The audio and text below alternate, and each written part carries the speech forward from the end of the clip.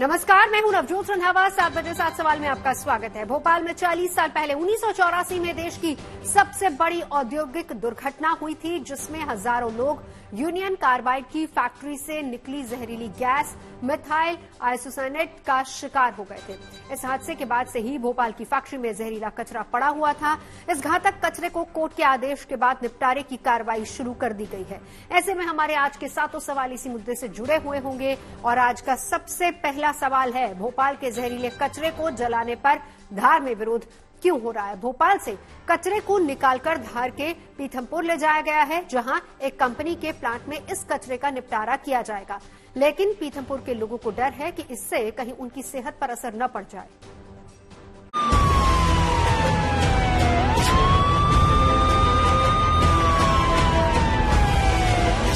Union carbide के जहरीला कचरे को निपटाने की जंग।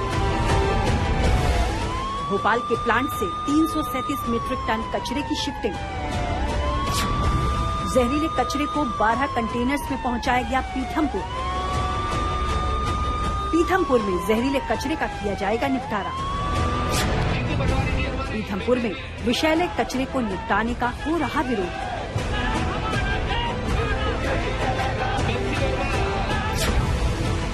भोपाल की यूनियन कार्बाइड फैक्ट्री का 337 मीट्रिक टन जहरीला कचरा आखिरकार 40 साल बाद हट गया। भोपाल से कड़ी सुरक्षा के बीच जहरीले कचरे से भरे 12 कंटेनर आज सुबह करीब 4:30 बजे पीथमपुर के आशापुर गांव स्थित एक फैक्ट्री में पहुंच गए। इसी फैक्ट्री में इस घातक कचरे का हमेशा के लिए निपटारा किया जाएगा।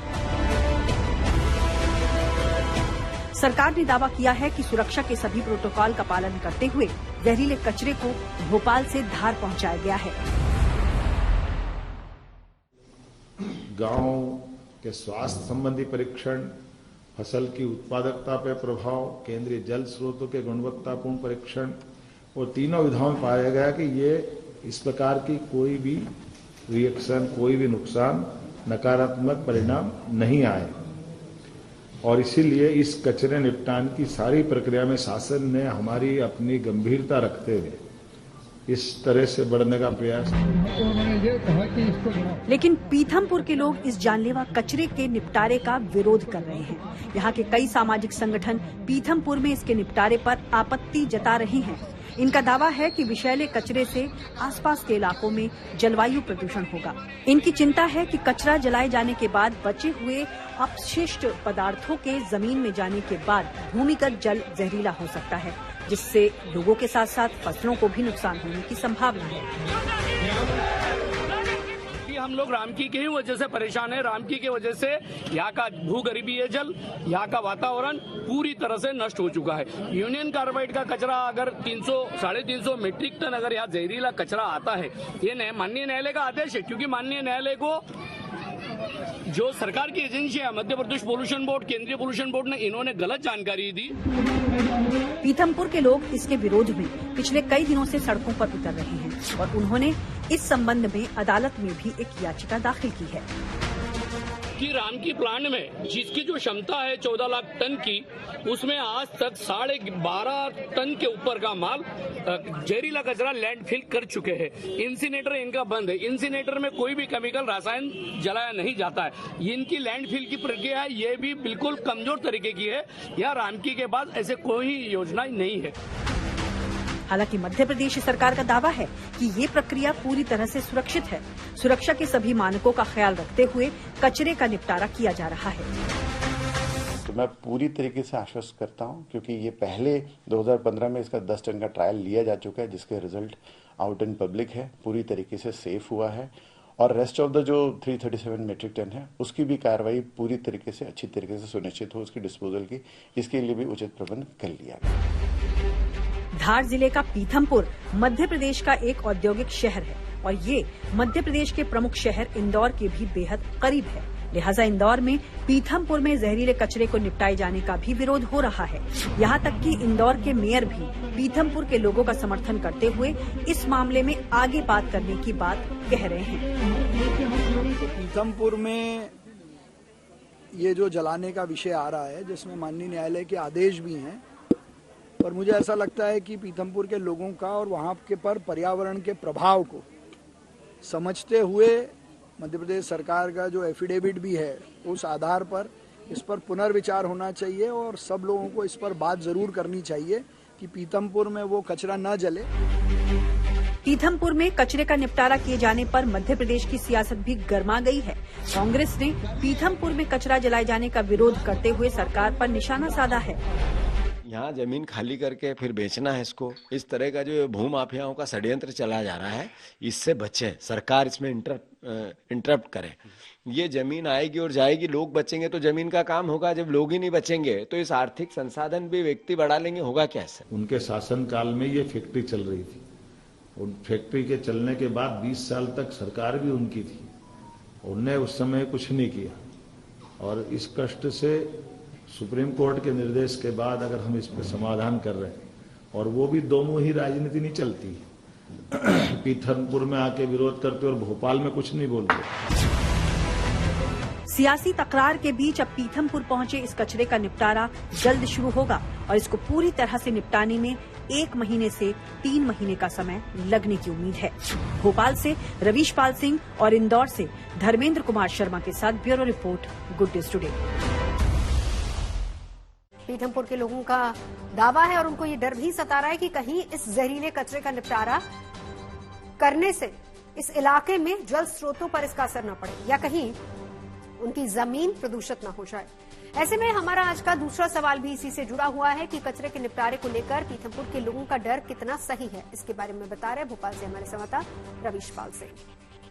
फिर पीथमपुर में जो प्रदर्शन हो रहे हैं उसे लेकर के सवाल उठ रहे हैं कि आखिरकार पीथमपुर के लोग क्यों डर रहे हैं। दरअसल पीथमपुर के लोगों का ये डर इसलिए सामने आया है क्योंकि 2015 में जब यूनियन कार्बाइड का करीब 10 मीट्रिक टन कचरा पीथमपुर में ट्रायल के लिए ले जाया गया था और उसे वहां जलाया गया था, तो उसके बाद वहां के लोगों का कहना है, ऐसा आरोप है उनका, कि उस फैक्ट्री के आसपास की जो जमीन है जहां पे इसे जलाया गया था, नष्ट किया गया था, वो जमीन बंजर हो गई। लोगों का यह भी आरोप है कि उसके बाद वहां का जो ग्राउंड वाटर है वो भी जहरीला हो गया, वो इस्तेमाल के लायक नहीं रहा। दूसरा डर लोगों को सता रहा है कि जिस जगह पे ये प्लांट है जहां पे इस कचरे को नष्ट होना है, वहां पर पास में से ही जो भूजल स्तर अगर खराब होता है, ग्राउंड वाटर खराब होता है, तो इंदौर को सप्लाई किए जाने वाला पानी जो है यशवंत सागर डैम, वो भी वहां से नजदीक पड़ता है और ऐसे में नुकसान उठाना पड़ सकता है इंदौर की लाखों की आबादी को, जिसको पानी सप्लाई होता है वहां से। लेकिन सरकार अब सामने आई है, मुख्यमंत्री खुद सामने आए, उन्होंने कहा है कि दरअसल 2015 से लेकर अब तक कई सारे ट्रायल और कई सारे अनुसंधान के बाद ही तय किया गया था कि इस कचरे को, यूनियन कार्बाइड के कचरे को पीथमपुर में निपटाया जाए, नष्ट किया जाए। भोपाल से करीब 250 किलोमीटर दूर धार जिले के पीथमपुर में जहरीले कचरे को शिफ्ट करना किसी चुनौती से कम नहीं था, लिहाजा इस कचरे के ट्रांसमिशन में सुरक्षा का पुख्ता इंतजाम किए गए थे। हमारा आज का तीसरा सवाल भी यही है, जहरीले कचरे की शिफ्टिंग में किन चीजों का रखा गया ख्याल। कचरे को ट्रकों में पैक करने और लोड करने के लिए लगभग 100 मजदूरों ने रविवार से 30 मिनट की शिफ्ट में काम किया। इस दौरान उन लोगों की सेहत पर लगातार नजर रखी गई। इतना ही नहीं, ट्रांसपोर्टेशन के दौरान सुरक्षा के लिए 1000 से ज्यादा पुलिस कर्मियों को भी तैनात किया गया।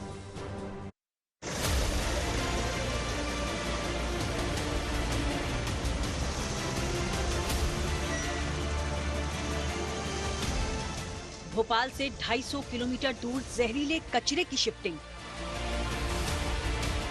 12 लीक प्रूफ कंटेनर्स में 337 मीट्रिक टन कचरे का ट्रांसपोर्टेशन। 100 मजदूरों ने 30 मिनट की शिफ्ट में कंटेनर्स में रखा कचरा। कड़ी सुरक्षा में ग्रीन कॉरिडोर के जरिए कचरा पहुंचा पीथमपुर। पीथमपुर में होगा जहरीले कचरे का आखिरी निपटारा।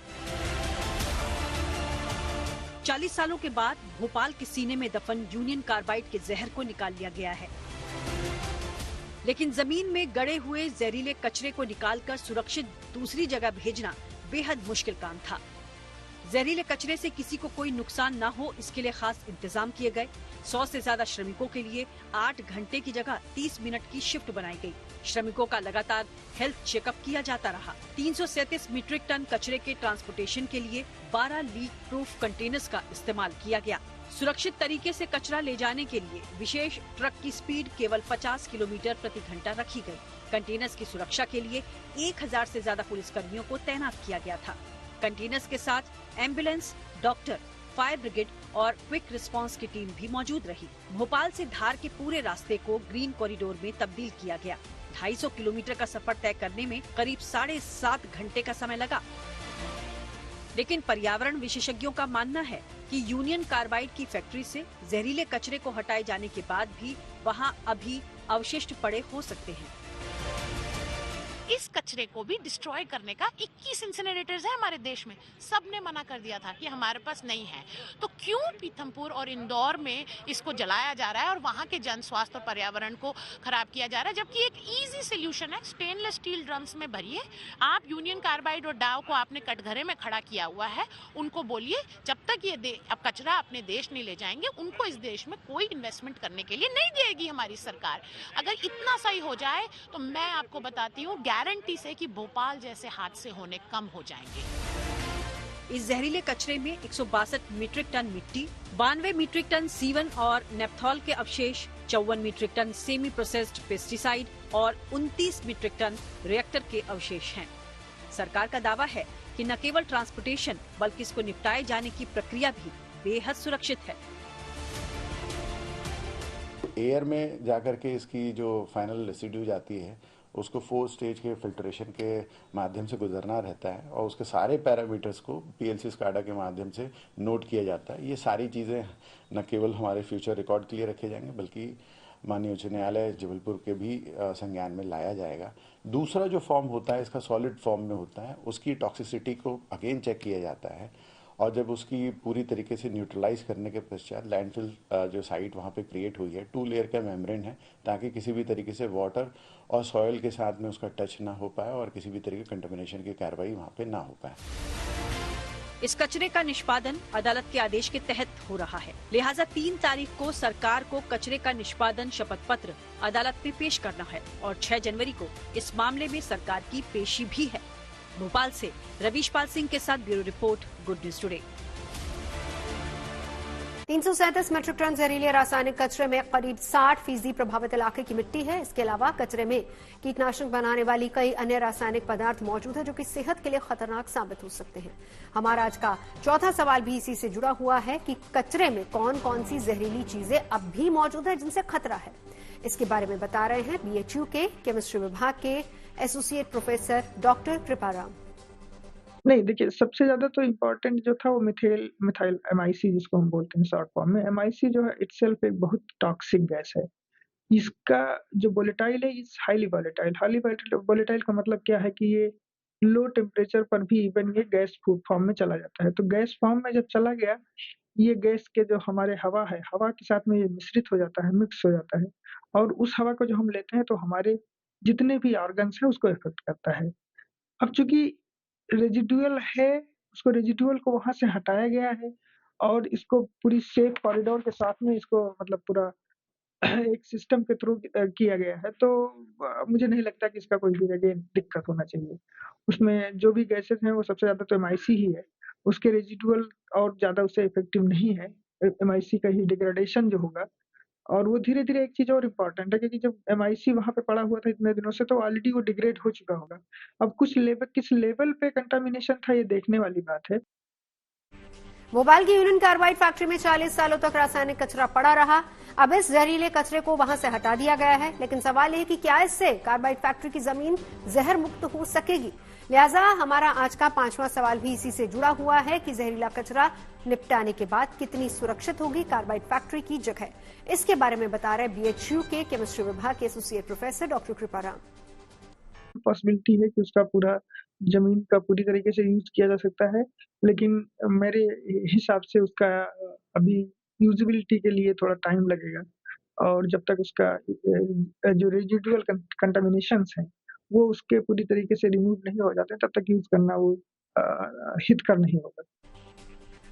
337 मीट्रिक टन जहरीले कचरे को सुरक्षित तरीके से भोपाल से धार तक तो 7.5 घंटे में पहुंचाया जा चुका है, लेकिन इस रासायनिक कचरे का निपटारा कब और कैसे हो ये एक बड़ा सवाल है। माना ये जा रहा है कि अगर सब कुछ ठीक पाया गया तो कचरे को 3 महीने के भीतर जला दिया जाएगा, लेकिन ये सब परिस्थितियों पर निर्भर करेगा। हमारा आज का छठा सवाल इसी से जुड़ा हुआ है कि जहरीले कचरे का पूरी तरह से निपटारा करने में वक्त कितना लगेगा, ये बता रहे केमिकल एक्सपर्ट डॉक्टर कृपाराव। यहाँ पर 2 चीजें समझना ज्यादा जरूरी है कि कोई भी जो टॉक्सिक मटेरियल होता है उसका एक लाइफ टाइम होता है जिसके बाद ही वो पूरी तरीके से खत्म होता है।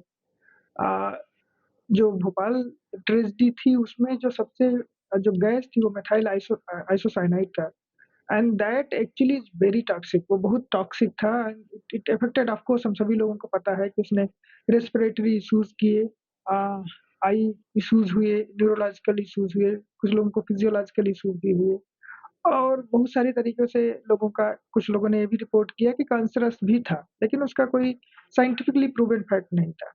अब 2 चीजें हैं, एक तो कंटामिनेशन है, एक जगह पे पड़ा हुआ है, अगर वो वहां पर ही पड़ा रहेगा तो सर्टेनली उस एरिया को ज्यादा हटाएगा। हमारे यहाँ पर जो रेगुलेटरी अथॉरिटीज हैं, स्पेशली जो सीपीसीबी है, जो सेंट्रल पोल्यूशन कंट्रोल बोर्ड है, और जहां तक मुझे इसके बारे में जानकारी मिली है कि इसको एक बहुत अच्छी आइसोलेटेड सिस्टम बना करके, इसको एक ग्रीन कॉरिडोर बना करके उसको कंटामिनेशंस को वहां से हटाया गया है।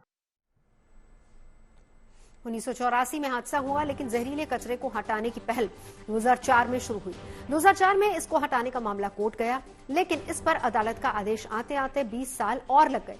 ऐसे में हमारा आज का 7वां और आखिरी सवाल है, यूनियन कार्बाइड के प्लांट से जहरीले कचरे पर एक्शन लेने में 4 दशक क्यों लग गए? कचरा हटाने का आदेश कोर्ट कचहरी में फंसा रहा और सुप्रीम कोर्ट और हाई कोर्ट की दखल के बाद ही इसके निपटारे की प्रक्रिया की शुरुआत हो गई।